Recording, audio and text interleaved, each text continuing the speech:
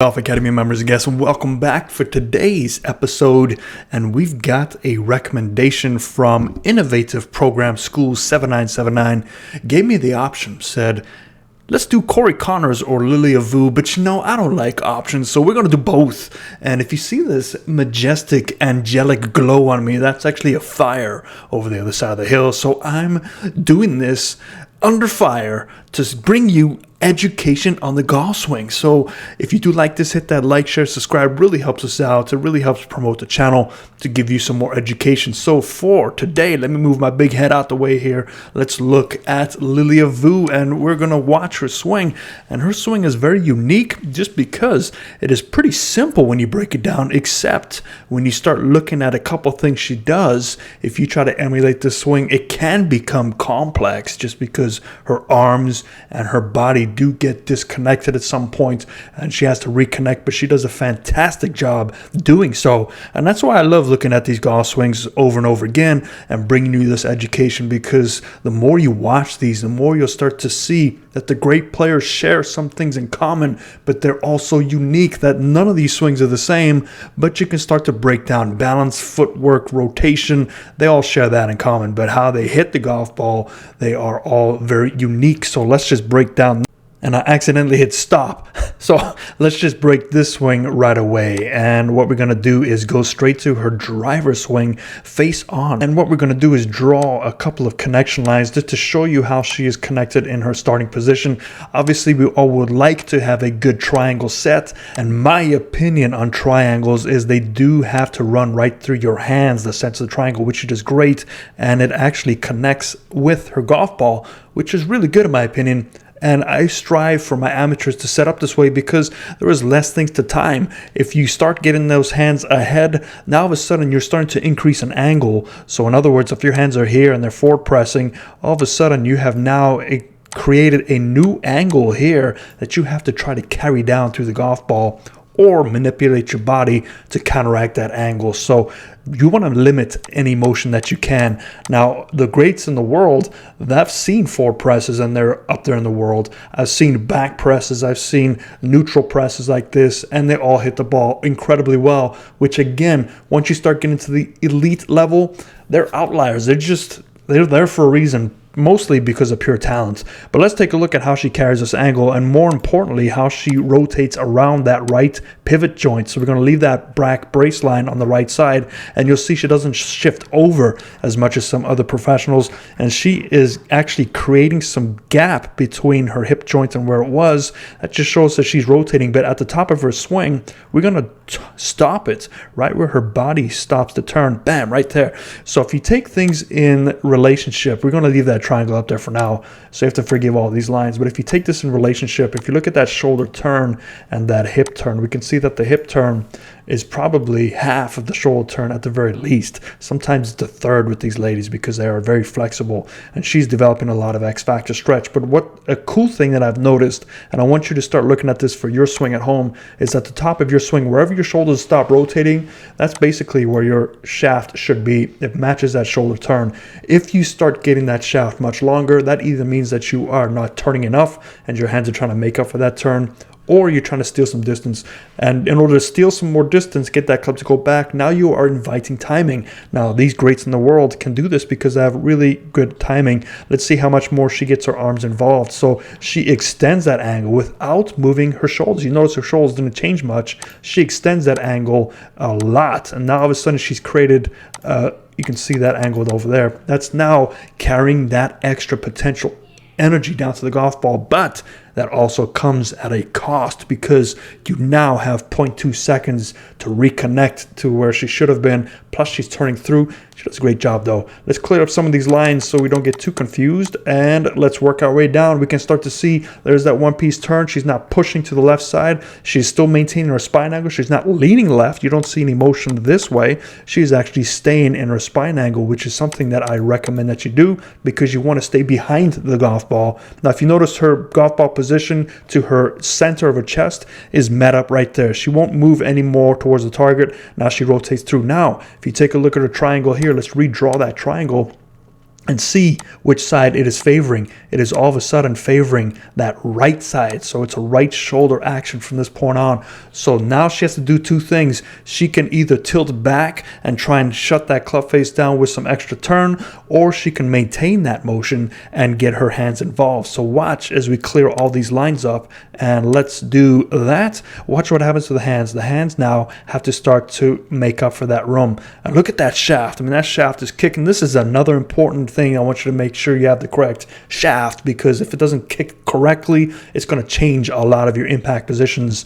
Now, take a look at the hands. The hands have to move back around in front of the chest. You notice how they're catching up there?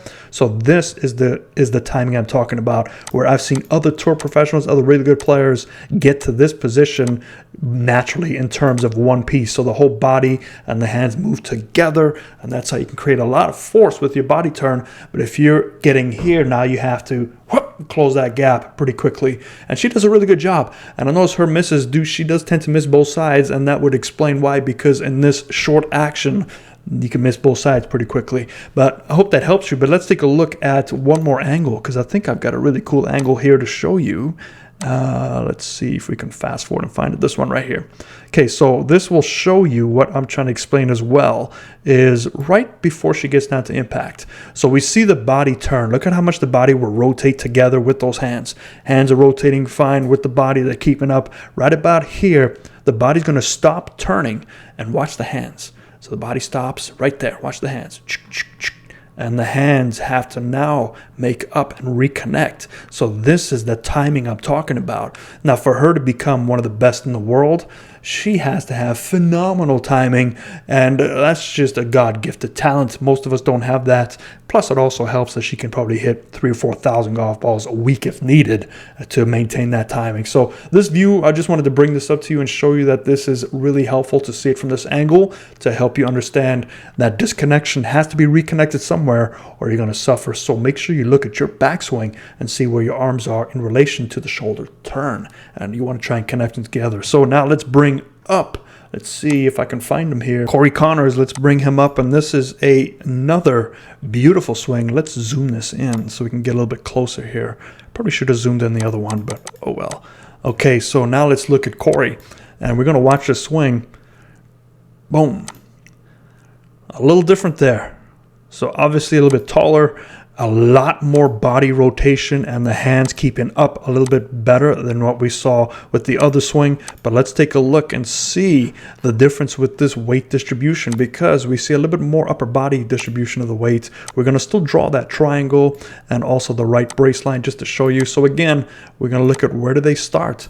The center of the chest goes through the hands and right through the club head in his case. So the golf ball is sitting slightly ahead, a little bit up, helps him hit up on the golf ball, which is fine. But look at that setup. This is a setup I want you guys to start to emulate, because it is a lot easier at the time. Now, as we take that club back, we're going to leave the triangles there. We can see a little bit more weight distribution than what we saw with the other swing. The other swing is more turning around that right hip. This one is shifting to get the weight distribution and then turn. So now we see a little more exaggerated tilt line. Let's draw this in our favorite Barney purple. Bam. So what he's trying to set up is he's trying to set up an increase of tilt. So when he drives through, if we do 90 degrees from that, that'll just give an eyeball. So basically he is trying to swing up on the golf ball, and any more tilt under, you will only make that go higher. So let's actually do an arrow, which makes more sense. So I don't have to draw this again. So let's say he tilts further back on the way down. Now his going to be able to swing higher and higher and higher. That's a little bit too extreme, but you get my point. But let's take a look at what he does. Let's erase those lines too and see that. So he's at the top. Now keep in mind, look at also the same thing here, the shoulder turn, and then also that elongated arm position. Notice how high the hands are. It really helps to get hands high. You notice that 99.9% of golf ball strikers that hit it a long way get their hands high. And Tiger's noted that too. He said, you want to hit the ball hard, get your hands high, because they have to get high to get long and create the room. You need room. And if your hands are stuck on the too low, they're going to get stuck to your body. You can't create the gapping to turn and tilt. He's got the perfect gapping.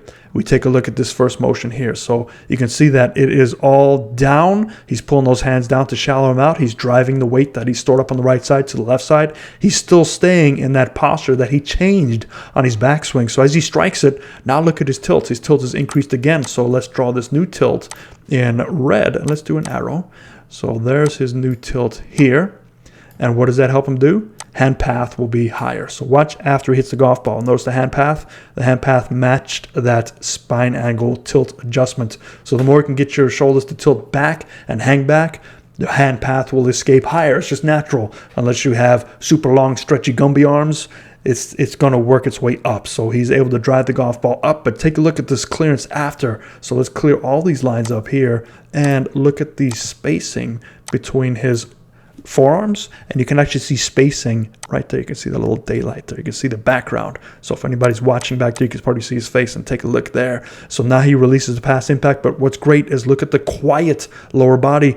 He hasn't fired a lot. He is using his tilting and his driving to strike this golf ball, and that allows his hands to stay more out in front and work their way up. So two different approaches.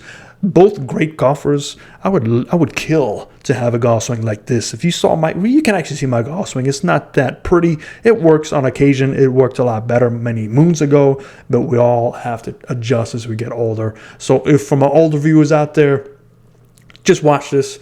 Don't try and swing like this, or you're going to be in a hospital, and we don't have any sort of insurance policies at the Lion Golf Academy YouTube channel. You're on your own. Take my tips with a grain of salt, because this is all education. I'm not saying that you need to go out and swing like them, but some things that you can learn from today's two videos is their setup. You notice how their setup was about the same in terms of their triangle, their hand position, matching the golf club, matching the golf ball. There's no forward pressing. Anybody that forward presses is inviting chaos, because you have to now change your body position to align that angle that you've created at the start of your swing. So grain of salt again. Hope that helps you. If you do like this, please hit a quick like for me. Really helps promote the channel, really helps grow. And if you know anybody else that wishes to get educated on the golf swing in a light, airy manner, send them this way. I appreciate it. If you also have any recommendations on who to do it on, I'm going to try and do these daily. They're not going to be edited. They're just going to be straight up raw. So hope that helps you. I'll see you next time. Fairways and greens.